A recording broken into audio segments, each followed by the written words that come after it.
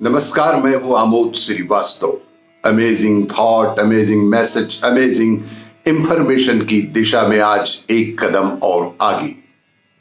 आज के इस चिंतन का विषय है दैनिक वेतन भोगी की जिंदगी।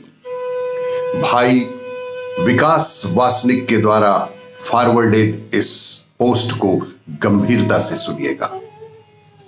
आपको ये मेरा वीडियो अच्छा लगे तो लाइक करें, शेयर करें और लाल बटन दबाकर सब्सक्राइब अवश्य करें। एक दैनिक वेतन भोगी की जिंदगी खुली हुई किताब की तरह है, जिसे कोई भी पढ़ सकता है, समझ सकता है, मगर अफसोस कुछ कर नहीं सकता। मगर अफसोस की कुछ कर नहीं सकता, जानते हैं कैसे? लगभग 15-20 वर्षों से एक दैनिक वेतन भोगी इस आशा से छत्तीसगढ़ राज्य ग्रामीण बैंक में काम कर रहा है कि आज नहीं तो कल मुझे मेरी पहचान तो अवश्य ही मिलेगी। अगर मैं पूरी निष्ठा और ईमानदारी से काम करूं तो मेरे परिवार को रोजी रोटी और आने वाले कल में मेरे बच्चों को कपड़ा और मकान तो अवश्य ही मिलेगा। इसी आस में ना जाने जिंदगी में कितने समझौते किए। कभी बैंक में काम करने वाले कर्मचारियों के कपड़े भी धोए तो कभी उसके घर के लिए सब्जी भी लाए। कभी उसे रोड पर गिरता हुआ देख सही सलामत उनके घर तक छोड़ने भी गए।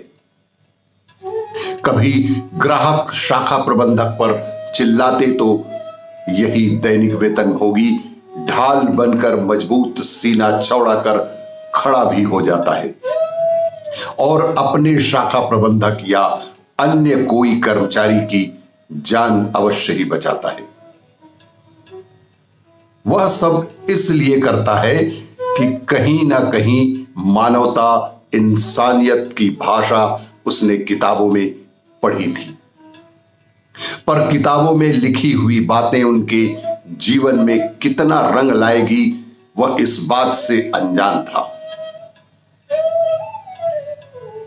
आप लोगों ने शायद सुना ही होगा, बुराई की कद अच्छाई से चाहे कितनी भी ऊंची क्यों ना हो, अच्छाई के सामने बहुत छोटी लगती है।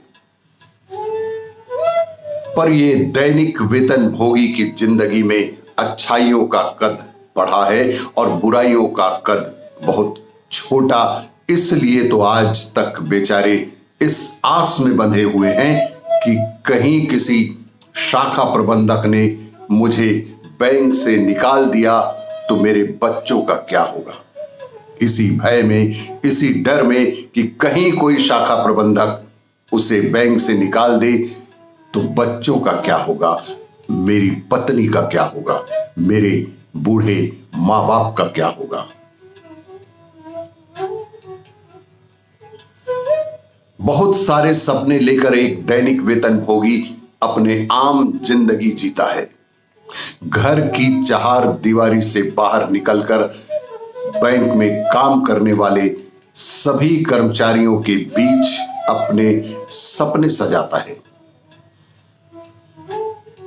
कभी कर्मचारियों की झिड़की भी सुनाई देती है तो कभी किसी ग्राहक की डांट भी सुननी पड़ती है, तो कभी कोई शाखा प्रबंधक की गाली सुनने को भी मिलता है, तो कभी दुर्घटना के शिकार भी हो जाते हैं।